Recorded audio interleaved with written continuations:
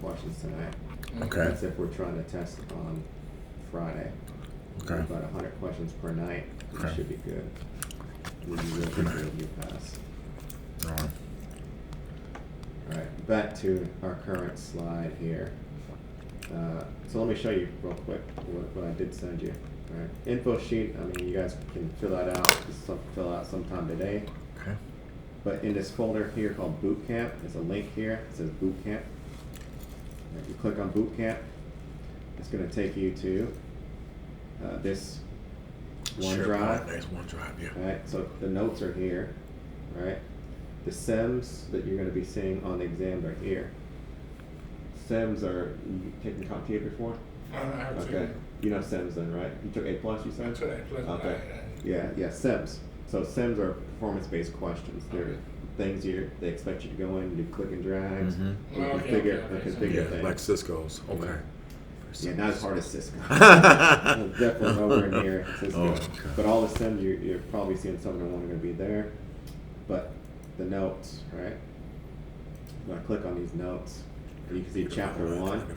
Yes. Right? This is what we're looking at right here. Right? So everything we're getting ready to talk about, pretty much, if this is similar to the layout of 601, all these notes should be exactly chapter by chapter by chapter. Right? If not, I'm going to try to do is try to reorganize these notes to get them to look like 701. Just I had time to get my notes to go in the same layout as 701's book. But I did look through this book, and it looks like it's almost exactly the same book. Right?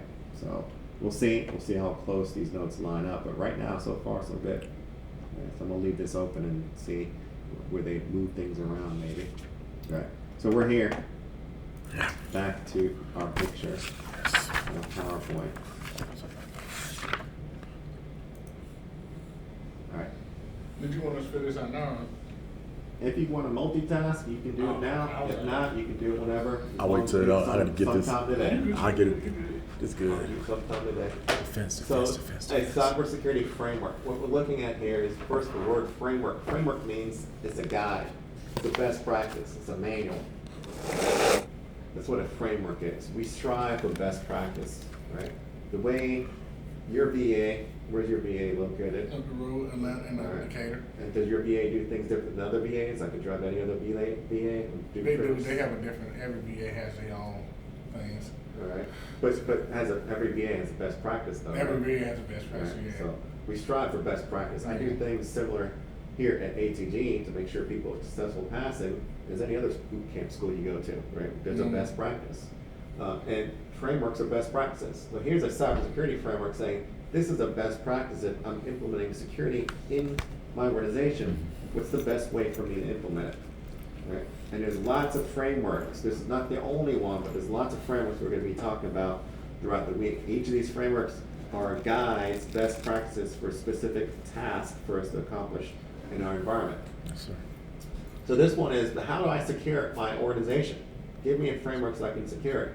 Well, first off, we have to start with identifying what? Weaknesses, vulnerabilities in my network. How do we do this?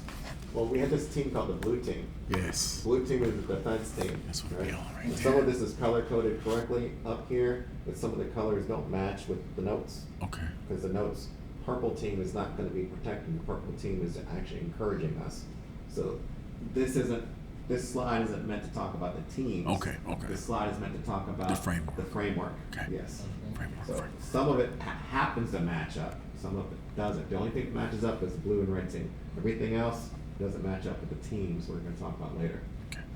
So yes, the blue team is used to identify and defend against threats coming into our network. Right? What did they do with that? They use tools to protect our environment. We talked about this morning briefly things like administrative control types, documents that we have written down.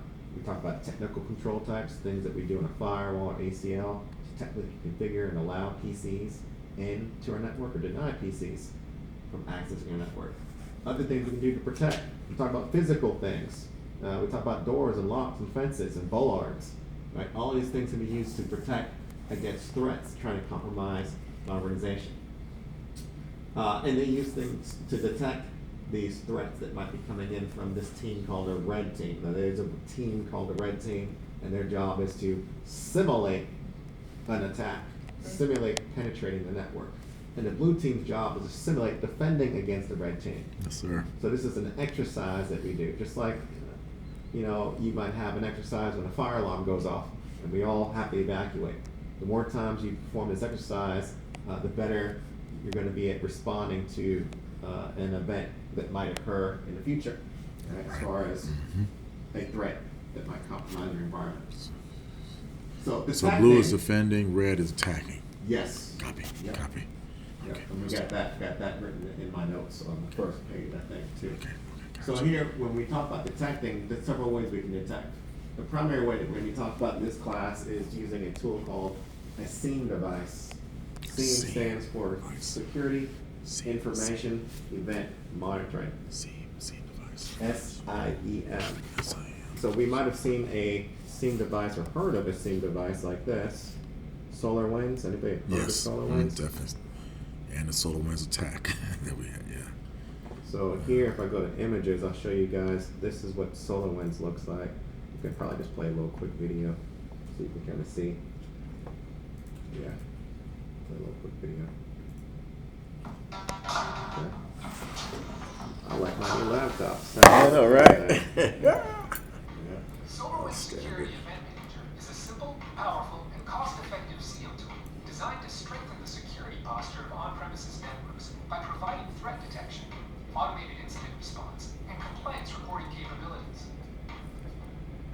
Security Event Manager collects and normalizes log data generated across the entire network into one central location. So hear what they just said. It aggregates event alerts from all places in my network and puts them into one central location. Right? That's the whole job. That's what the book's going to be talking about. Who wants to go to floor 25 if you have a building that's 50 stories and look at the devices up there, and then log into floor 24 and floor 23? I just want to log into one software and put all the floors into one dashboard, and I just open it. Especially, I work for a company where the business was located in different regions around the world. We had an office in Russia, an office in Dubai, office in China, and we had systems there that we had to monitor and make sure that they were up and running. So the first tool I logged into every day I came to work was SolarWinds, because it aggregated, centralized all of my devices into one location, and I could see very quickly what machines are up, what machines are down, what machines are running out of hard drive space, which machines have high network utilization. Standing. Yep. Normalizes log data generated across the entire network into one central location. The customizable dashboard provides an easy way to visually identify patterns in the log and event data most important to your organization. Trying to freeze right there. So here, you can make your dashboard however you want to make it. Right? Here they said, hey, I want to see all the users in Active Directory, right? And I want to see which user says changes by users. It says that there are 6 administrators that made changes, 3, I don't know who that, Schaller is a name. Yeah, first name, last That's a name. Billy Bob made 2 changes. Yeah. So what do you want to see as far as alerts in your organization? My dashboard contained top 10 machines that were running out of hard drive space because nobody monitored systems that were running out of space. And what would happen? System ran out of space, somebody called help desk and said, Sean, I can't get to the server any longer. That's right. And then I'm scratching my head like, I should have known that before you called me. Right. I should have got the alert first. Right. So I was like, let me monitor that so I can cut down, because that's one thing I hated, help desk, getting phone calls. So if I could come into work and make sure everything works and never get a phone call, easy peasy, Japanese. This made my job easy. Yeah. So hopefully you guys, you'll have to watch a whole video, but hopefully you guys get a better understanding of what SolarWinds is used for and how it's a tool that can be used to detect things in an environment. Yep. And after I detect things, what was my job? I responded to it. I would log into the server and I delete the space to free it up before it became an issue, before someone's calling me on help desk, telling me about it. So my job is to be what's called proactive. Yep. Instead of reactive. Instead of reactive. Right. Oh yeah. And recovery. Well, recovery is part of the framework here. It says, hey, if things do go awry and I've lost some data, hopefully I have backups, and backups going to allow me to get my data back. That's what recovery is. So again, this is just know from a holistic perspective that we want to use frameworks as a means to instill best practice in my organization. Right? And if I don't know how to do it, guess what? Somebody's written a manual, a framework to tell me how to do it. A gap analysis, this is actually new for 701, right? A gap analysis is a concept that allows us to determine where we're currently at, where we need to be. So where we're currently at and where we need to be, the gap between that is called the gap analysis. So my security currently is at a security level of 4, but I need to be a security level of 10. So there's obviously a 6-point gap from a 4 to 10. The gap analysis is a document that can tell me and show me where the gap resides so that I can work on filling that gap and getting my environment up to the point where it needs to be. It's what's called a gap analysis. And that's going to be in a particular document where I can be able to see what the standard is to measure my company versus the standard, right? Well, it could be a document, it could be software that you could just run in your environment that would give you an account for that as well. Okay. Fascinating. So anything that deviates, the word they use, gap analysis, reading from page 4. Gap analysis is a process that identifies how organizational security systems deviate from those required or recommended by a framework. That's right. So maybe an example, in layman's terms, give you an easy example here. A password policy recommended should be length-wise 15 characters in length. Right. But I come to your organization and I run a scan and everyone's passwords are 6 characters in length, right? Yeah. So a gap analysis is going to say, well, you're not where you need to be. You should be here. Make sure you get your systems up to the recommended standard before I come next time and assess the security of your environment. Yes, sir. Right? So it'll Outstanding. give us a basis of where we need to be at. So yeah, this picture, we're not going to have to, well, I don't know if we're going to have to be able to read a gap analysis. Let me go over this real quick, this picture. All right, so we have color coding here. No basic capability, intermediate capability, advanced capability. Looks like there's no green here. No advanced capability, but we do have yellow and red. Function, identify, 1016. Looks like some type of date here that they have as far as identify. I think Controls, it's 10 out of 16. 10 out of 16? Yes, I think it is. 10 out of 16. Yeah. That makes more sense. We're about to say, how do we know if that's a date or not? It's no 20, 23, whatever. So identify 10 out of 16 things that must be vulnerabilities, right? 10 vulnerabilities out of 16. Asset management. Assets are going to be things that hold value in my organization. Laptops, desktops, even data could be assets. So it looks like we meet 4 out of 6 requirements. And we can see CIA, confidentiality, integrity, availability. So risk levels, right, out of 10, obviously being severe. Confidentiality, we got a 6. Integrity got a 6. Availability, we got a 6. It says we recommended to remediate this by 4th quarter. To get this from 4 out of 6 to 6 out of 6. Gotcha, by the 4th quarter. Right. So we got governance of security policies, regulations, administrative policies that we follow. 3 out of 4. Looks like we got confidentiality is pretty good, integrity is pretty good, but we don't have good governance to keep things up and running. So availability is only 1. It means we probably need some more UPSs, we need generators, we need redundancy, internet circuits, things of that nature. We made third quarter. Here, risk assessment. Well, risk assessment is just basically me coming in and assessing the risk. So we can do that by price, value. We can do it by low, medium, high. So how they're at the risk assessment, there's 3 out of 6 that they are meeting. Confidentiality is good, integrity is good, availability again is low. Meet that by 3rd quarter. Identity access management, whole chapter in the book just talk about how do people identify who they are before they give them access to equipment. So they're using usernames, passwords, they're using cat cards, they're using 2-factor authentication. Looks like 5 out of 8, right? But here we got some good confidentiality, integrity, good. Availability, got to work on. Data security, of course, we want the data to be secure. Looks like they're good with the confidentiality integrity. They don't want the data to change. Making sure the data is available, they need to work on that. And that's a 3 out of 8. So they've got a lot of things to do when it comes to protecting their data. All right.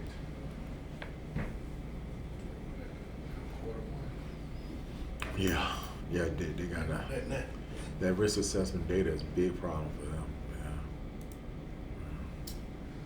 So with access control, here they're talking about what's called the IAAA.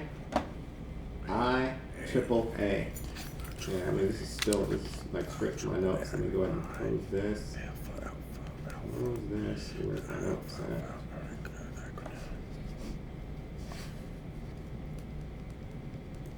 ATG.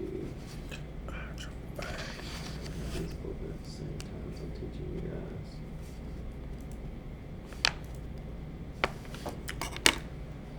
IAAA. How I remember the IAAA in that order. First thing I do when I sit down at my desk is I have to identify who I am. How do I do that? Username. Right? Military, you guys identify with something you have, which is your CAP card, right? But typically, corporate America, we're identifying who we are with our username. After that, I comes my next A, my AAA, which is authenticate. I have to prove who I am. Right? Authenticate, proving who I am, with a password, sorry. Or it could be with something I know, something I have, my phone, right? PIN number sent to my phone. Another something I have, right? It could be an RSA token, right? And it's something you are, biometric, facial, fingerprint, retina, iris, voice, right? All these used to authorize. After authenticating comes authorization, right? After I authenticate with type 1, something I know, type 2, something I have, type 3, something I am, then I'm authorized to rights and privileges to read, write, modify files in my organization. That's typically based on my role. And then accounting is where things are being tracked, traced, audited, meaning that there's a way that I can point the finger and account for who did something in my network. That's what accounting is. All right. So here I have a thing in my notes that says the last A. You could get a question on the exam saying, what could be used according to AAA to identify the last A in a AAA? So this is where they're quizzing you. Do you know what the last A is? Well, we know the last A is auditing, then we should know that cameras and logs can be used to audit, right? Or they can be used to account for what happened in the future. These are detective mechanisms. Right? They both provide non-repudiation, the inability for somebody to repudiate or say that they were the ones that did not form some type of crime. So again, straight from my notes, we talked about red team and blue team already a second ago, right? Going back to PowerPoint now. So we talked about all these IAAAs and how we can provide information where it's identifying, authenticating, authorizing, or accounting. All right. That looks like that's review for that chapter. At least that first half of that first chapter. Moving to the second part, 1B.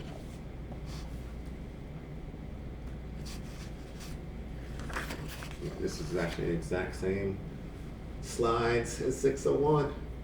So gap analysis is the only thing new I see so far. Here we have security controls. Right? Now managerial give oversight of the system. Managerial controls are going to be controls that are typically documents, right? To tell people how they're allowed to use certain things. So you're allowed to do this, you're not allowed to do this. That's what a manager does in the first place, right? A manager is a person who directs people. Typically, a good manager is somebody who motivates people to want to come in and perform the work. But they also give direction. So managerial of systems is giving you direction on how to use a system. Operational relies on a person for implementation. So operational is going to be typically somebody whose job is going to be implementing some type of security controls on that particular device to allow that device to be secure. Technical, implemented in operating systems, software, and security appliances. So So operational are going to be more so like building operations, door locks, cameras, lights, fixtures of that thing. Physical. Technical are going to be things that are going to be implemented in systems, ACLs, right? Antivirus, user accounts and controls, right? Username, password, those are technical implementations. And physical, think about your man traps, think about your bollards, think about, there's a word that we haven't talked about yet, an air gap machine. An air gap machine is a physical type of control type that says that this machine is not connected to a wired or a wireless network. It's segmented physically from the network. So the only way you can access an air gap machine is you physically have to drive to the building, walk inside the door, and physically be in front of the keyboard. So a great air gap machine would be nuclear launch code playing, right? Somebody remotely in China can't remote into that machine and launch a nuke. You have to be in the US in that room to hit the buttons. Gotcha. Air gap. Gotcha. All right. Outstanding. So lots of examples, but like I said, physical, anything you can touch is going to be physical control type. You can touch lights, right? You can touch locks. You can touch security personnel, cameras. All these things are physical control types. Same slide, doesn't change. Preventative, some of these we talked about this morning. A preventative says that I'm going to prevent people from either gaining additional access into the organization physically or gaining additional access into my network logically. So switches that we can implement security control types like MAC filtering. We're going to be talking about MAC filtering in this class, but every computer has a MAC address, right? Your computer's got a MAC address, and let's just say your computer's MAC address is AA. I can tell the switch that if a computer plugs into the network and its MAC address is AA, allow him to talk to other machines in the network. What if a hacker comes and unplugs your computer from the network and they plug their computer into the same port on the network, which we know has access? Well, his computer doesn't have the same MAC address your computer has, because MAC addresses are unique. So the moment his computer plugs in to that port, the switch says, nope, you're not AA, you're BB. You're not the MAC address that I expect to be on this interface. So logically, it's going to restrict data from flowing into the network, right? Because you can't touch data. Data is logical. Physical, I think physical is easier to understand. Physical just means that your car drives into the base, physically the gate closes and you can't gain access, right? Prevent you. You got locks, doors, and locks, right? Prevent physical access. Now when we talk about locks later, we're going to talk about door locks that have keyholes and door locks that have keypads. The ones that have keyholes are susceptible to shimming because somebody can put something in there and jimmy the lock. The keypads, a little bit more secure because essentially if you don't know the code, you can't gain access into the building, right? You can't shimmy your way into it. You actually have to physically know a button to press. Because we got biometrics we could put on doors, we got proximity badge readers we could put on doors, lots of things we could do to secure a door more than having a keyhole on it. A detective, anything you can do in an environment where you can go back in time to review a specific action, cameras, logs, either detective controls we can have. Corrective, corrects an incident that happened in the environment.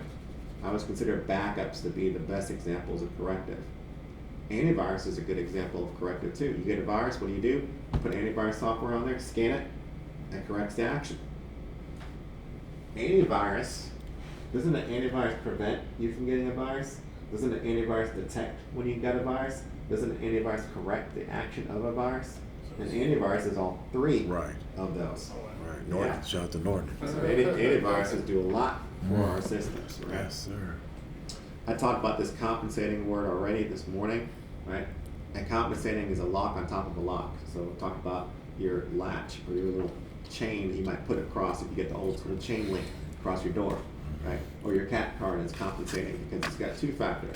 It's got something you have and something you know, right? So it's a lock on top of a lock. A deterrent, this word right here, deterrents are going to be examples of things that scare a criminal away from even trying to come in to your house.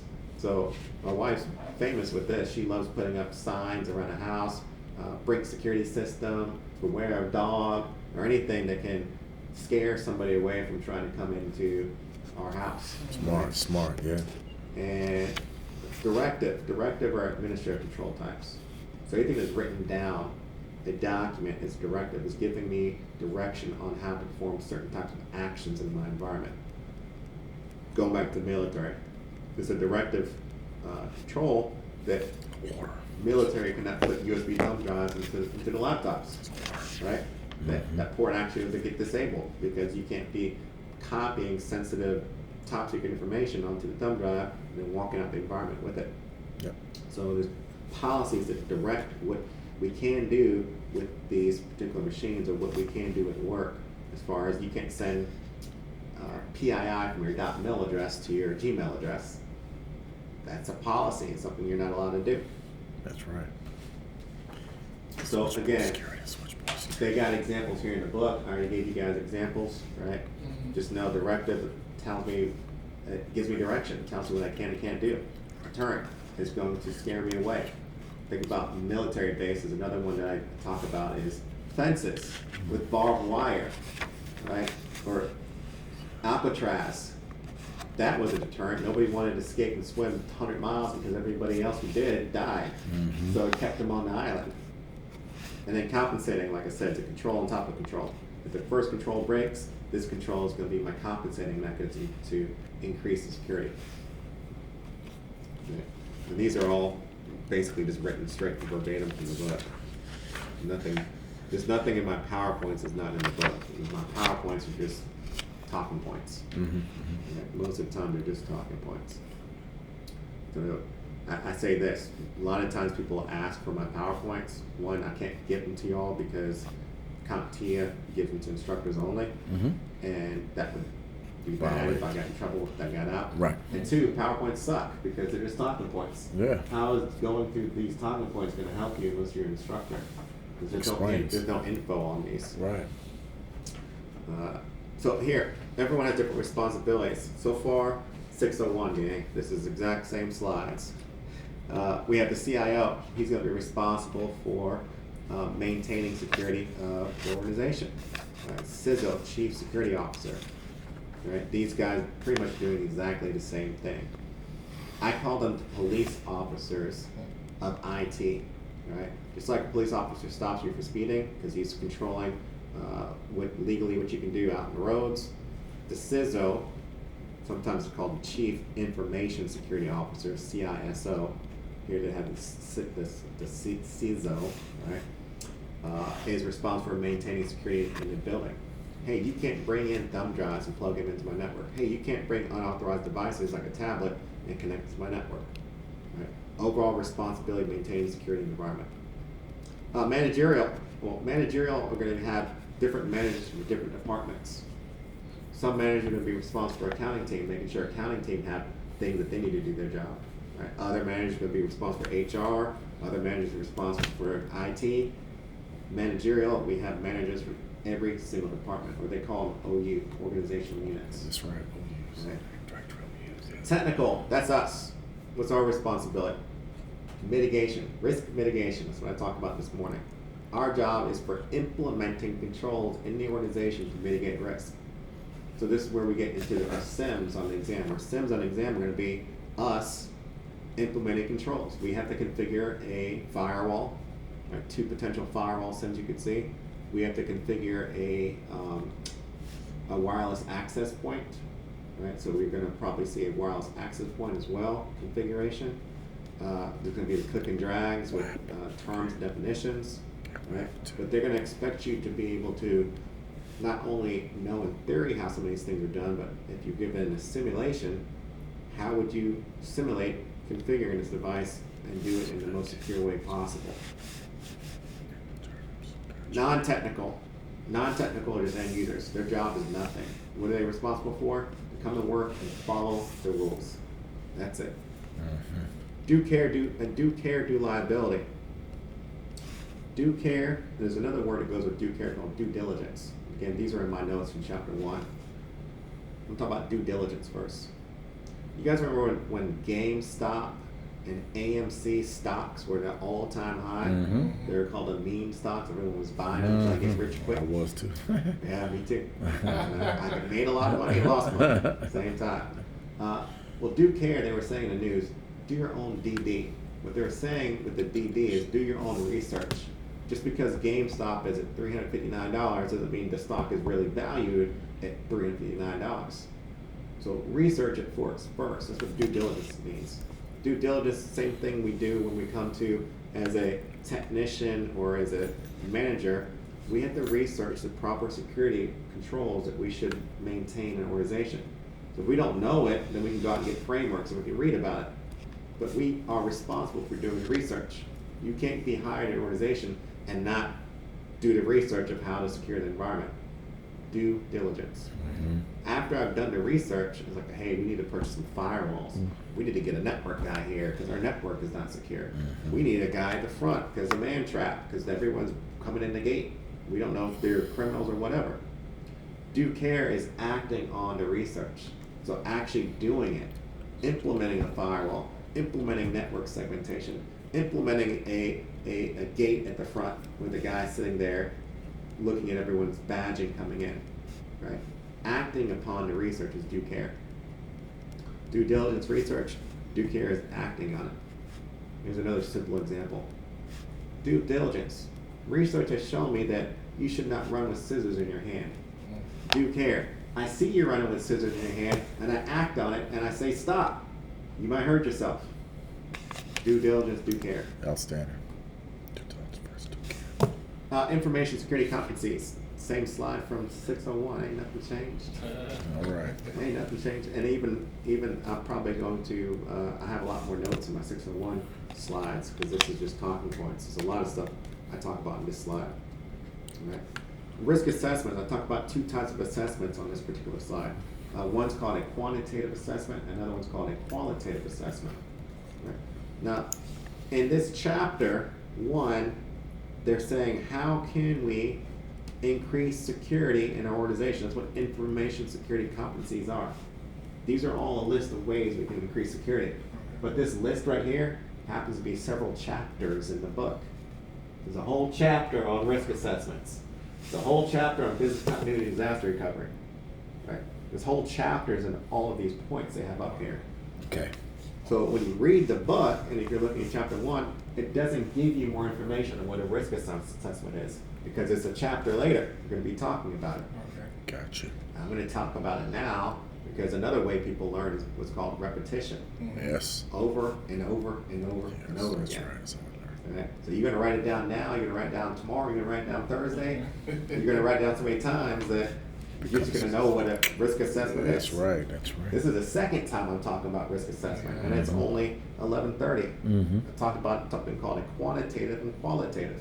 Okay. When you think about the word quantitative assessment, I think about quantity.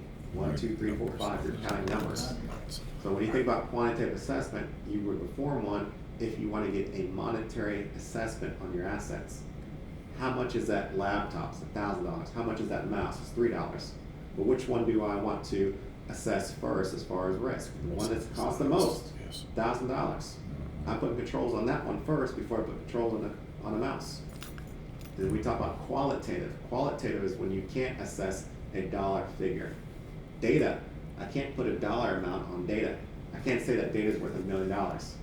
But I can say that data is worth high value, or that data is worth low value, or that data is worth medium value.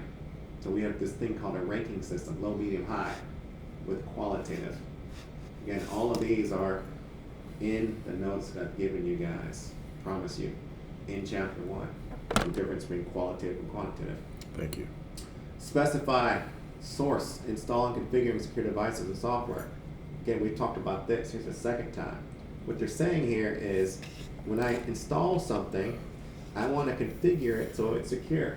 Remember I was getting to talk about the point of the Ring camera. The point of the Ring camera is, Ring camera had a vulnerability that if you just open it out the box and you put it up on your doorbell and you don't change any configurations, hackers were finding their ways into Ring systems. It wasn't made it on the news.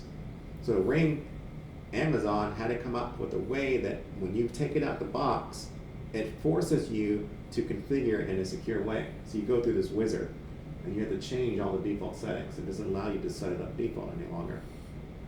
So here they're just talking about how can we make sure our security is, how can we make sure our infrastructure is more secure? Don't leave anything default. Everything needs to be configured in a secure way. Nothing's secure by default.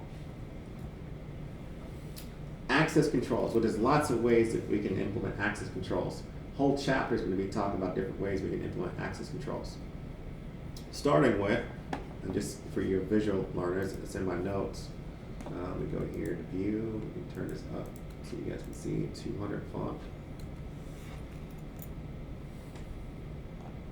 Yeah, there's laws we're probably going to get to in this too. And I think I have this in the chapter, so I don't have it in my notes. It's going to be in that chapter. So I'm just going to do Control F and go to the chapter real quick. R back. Oops. Roll.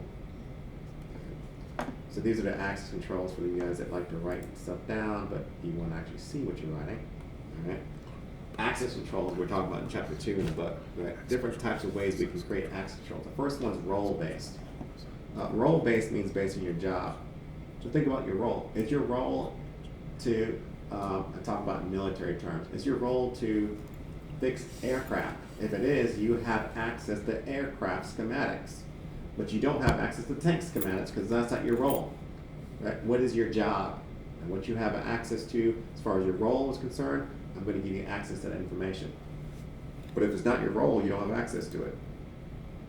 Rule-based. Rule-based means technical control types. Remember, we talked about technical control types this morning. So there's the rules that we can create in what's called a ACL. It's an access control list. It's a firewall. And here's my simple example of an ACL. All right. So we got Ricky. He's standing at the front of the club. Right. He's the bouncer. He's got a list in his hand. And the list in his hand is, we're talking about access control list. The list in his hand is who can gain access to the club and who's going to get denied access to the club. Right. That's what an ACL is. Like that job. So he's looking at the list, and I come to the door, Ricky. My name's not on the list. What are you going to do? You can't get in. So the last rule on an ACL, if I'm not on the ACL, is what's called an implicit deny.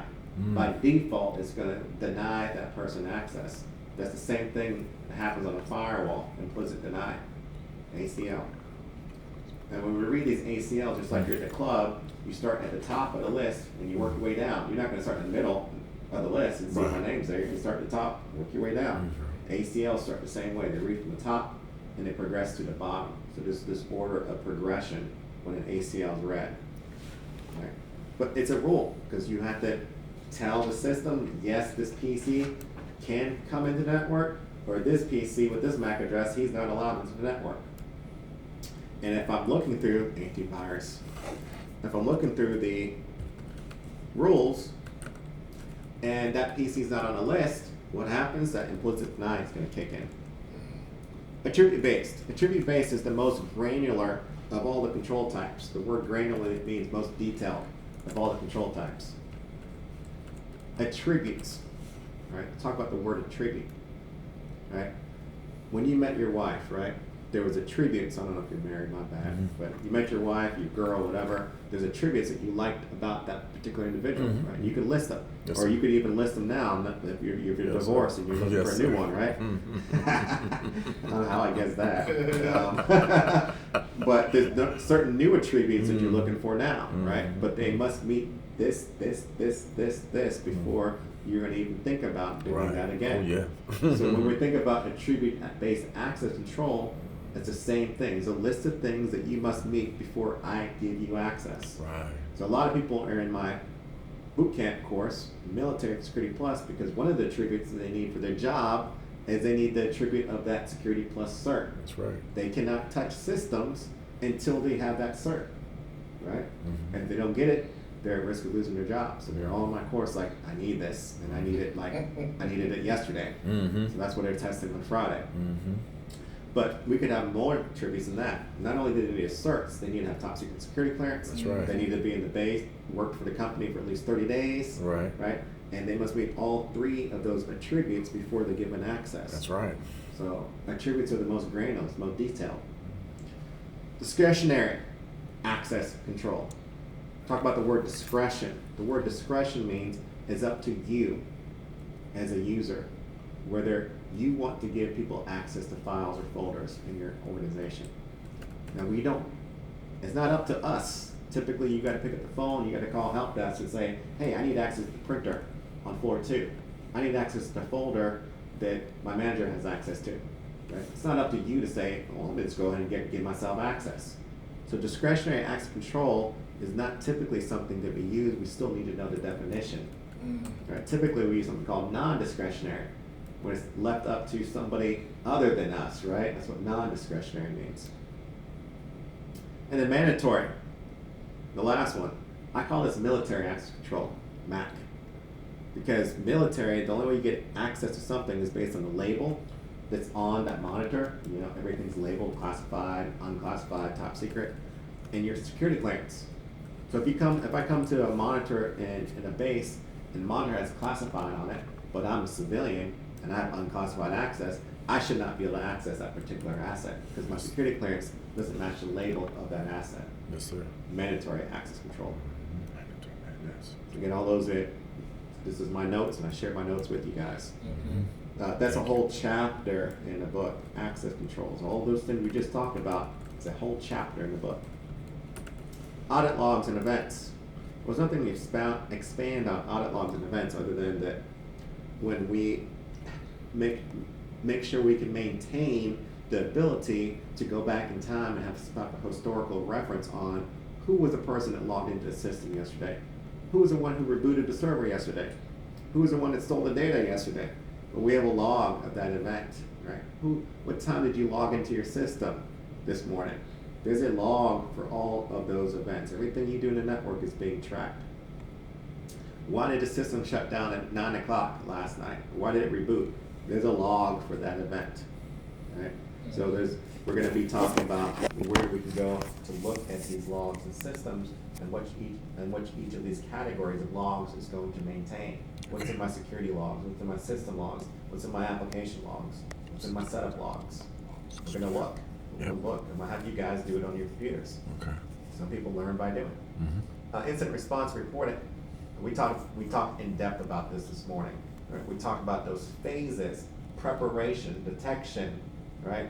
After detection, now I have to respond to it. After I respond to it, I contain it by unplugging it. After I contain, I go to eradication. After eradication, go to recovery. After recovery, lessons learned.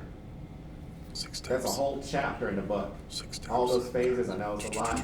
6 I'm going to be talking about them again. Gotcha. I would say this. Memorize the concept. Right? Okay. Memorize the concept of that when I come to work, I need to be prepared of any incidents that come into the organization. Somebody's going to call me. That's how it gets detected. And then I have to respond to it. And then what I do when I respond to it, I got to isolate that incident so it doesn't go to other machines. That's what the containment is. That's good. After I contain, I got to try to fix it, eradicate. After I fixed it, I might have to get their data back, recovery. Yes. After recovery, I got to train them and tell them, don't do it again, lessons learned. So there's steps and phases, but logically, it's the stuff that we do every day, what we will be doing every day once we get a job in the help desk field. But you got to start at help desk. Everyone's got to start somewhere. I know we hate to start at help desk. We want to start up here as a senior technician. Right. But you got to start from somewhere. Right. Then we got this business continuity disaster recovery. It's a whole chapter in the book. It's an acronym: BCP, Business Continuity Plan, and DRP, Disaster Recovery Plan. You can't have one without the other. A lot of companies, when the pandemic hit, they didn't have a business continuity plan. That means, how is my business going to continue to operate in the event of disaster? What was the disaster? The pandemic. You can't come to work. So if I can't come to work, how is my business going to continue to make money if I can't come to work? So ATG, well, we just pivoted to teaching remote. Right? We got Zoom and Teams and WebEx. Right? A lot of companies like restaurants, they pivoted to our waiters or waitresses. They're going to be DoorDash deliveries. Right? They're going to deliver food to their homes, and the cooks are going to cook in their house. right? Because nobody was able to go out for like about 2 months, That's at true. least in Sandy Springs. That's true. It was shut down. Yep. Where the business continuity differs from disaster recovery is when you think about business continuity, how can I continue to make money? Give me my money. Disaster recovery is where am I going to go? Hot site, cold site, warm site. Disaster. If this building was to burn down in a fire, which is a disaster, how am I going to get my infrastructure back up and running? Where am I going to go? So when we're thinking about disaster, we're not thinking about money, we're thinking about IT. Need certain things in order for things to work. I need a place for email. I need power, right? I need water for people. I need all of these things, amenities, for people to actually go somewhere and get my infrastructure back up and running. Phones, internet, email, it's my infrastructure. So disaster recovery is more on IT, or BCP is more about money. Yes, it is. And then the last one here is security and training. Right? This is in every single chapter, so this is really not a chapter in the book. But again, we're going to be talking about all throughout the week different controls we can put in place. But the best control is what? Educate and make people aware. Training and awareness. Always going to be the best control. Here we got two kinds of teams. We have two types of teams. We got three types of teams. Goodness gracious. Dev, secure, ops. Talk about the development first. And why is it written like that? Dev, sec, ops. Right, we're going to talk about that. Development team's job is to do what? Create things, develop things. So maybe I tell development teams, I need to develop an application that would allow people to unlock themselves when they get locked out of their accounts. You guys have that happen at work. You call somebody. It's annoying for you. It's annoying for us. We get the phone call. Oh yeah. So development, we go to development team and say, hey, can you guys create something that would allow users, if they get locked out, they can unlock themselves. Cool. So development develops that app, right? And then they put it out, and operations team is the one who uses it. Where are we at in our book? We're still on page 11 in our book. All right. Operations team uses it. 11 and going on towards 12, because Dev's secure ops on 12. Yep. Okay. Operations team uses it. Well, operations team says, hey, we told you to develop something that allows users to unlock themselves. And operations team's using it, and it doesn't operate in a way that they intended for it to be used. Excuse me. Meaning that it doesn't operate and do what we told the development team to do. So there's a communication gap there, right? Right. You guys see what I'm saying? Between what you said and what they develop did. something, but operations use it, and it doesn't do what they told operations to do. And then security looks at it, and security is like, wait a minute, this isn't secure at all. Anybody can go in here and unlock anybody's account. In fact, anybody can go in here and see all the users' accounts and passwords. What were you guys developing? So we have a gap between the three teams. Security team didn't look at what they were developing. Development team didn't talk to the operations team before they developed it. So the point of DevSecOps is that we get all three teams to collaborate and work together on the project. That way we know that they're developing what they need to develop. Security team is securing it while it's being developed, and operations team is testing it while it's being developed. Awesome. Dev, secure, ops. All approach. three in one. Yeah, all three. We've already talked about this incident response, right? The CIRT, that's just a fancy word for security plus to say help desk. The help desk team, their job is to respond to incidents. And what's an incident? Anything that compromises our CIA triad. Right? Incident could be somebody talking about confidentiality. Somebody stole my data. That's a confidentiality incident. I'm calling help desk for it. Somebody changed files on my desktop. That's integrity.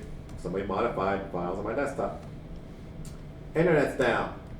That's availability. Internet's down, it's not available for me to do anything. So who do they call? The cyber incident response team or help desk. Right? Their job, Monday through Friday, 9 to 9, because they're typically 24/7. Actually, I say Monday through Sunday. right? 12 to 12, 24/7, 365 days of the week, because we have people on call, emergency, rotation. That's Their right. job is to make sure that those incidents get resolved. That's right. All right, and then last but not least here, actually this was just a review, so that was basically the last page, right? Yeah, Dev, Secure Ops, Incident Response, and then we got the review. All right, so that wraps up lesson 1, and that takes us right about at lunchtime. So we're gonna take our lunch, we'll take an hour, 10 minutes, we'll come back at 1, it's 11:50 now. And yeah, I'm gonna hook you guys up. Hour Awesome. 10, come back at 1, and then we're gonna finish chapters 2, 3, and 4 today. Awesome. Not planned. Awesome. I leave the stuff in here. Yeah, I am.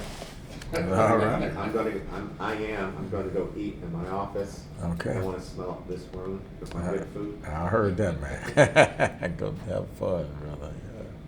Meditate this information. Okay. Great class.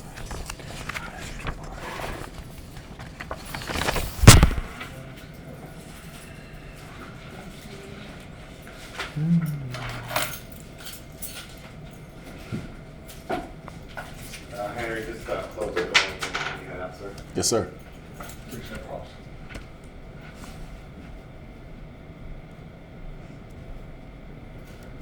All right. Oh yeah, I forgot about that.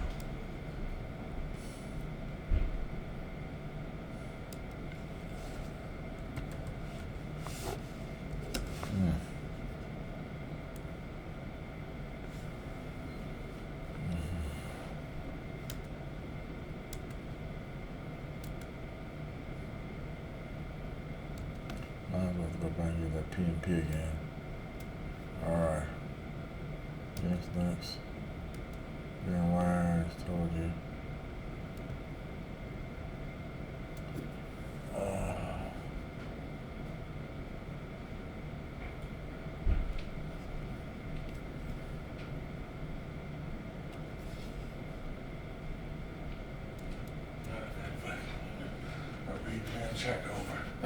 I heard that, bro. We gonna do it, man.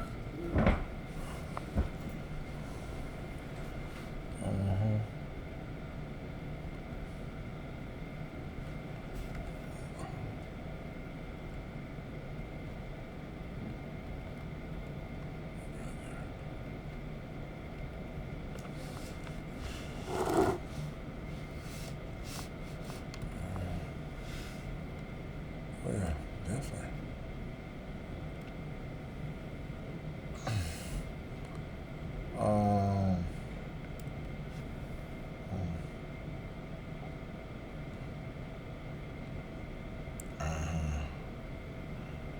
Okay, 03.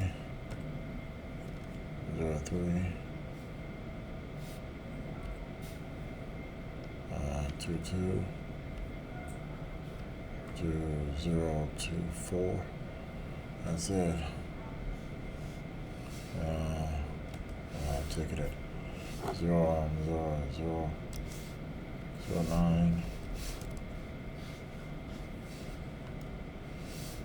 And then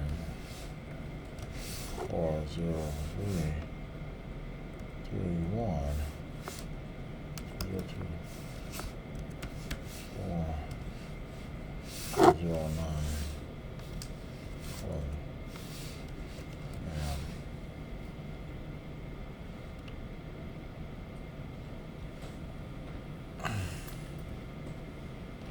Oh, okay, that's true.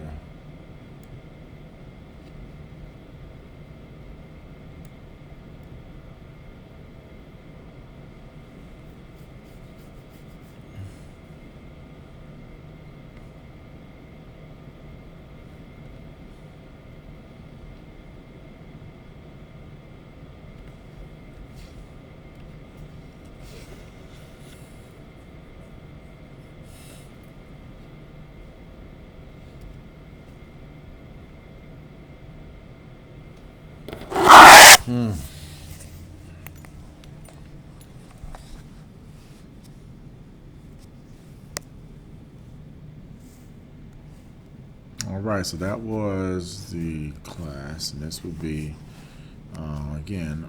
So this is from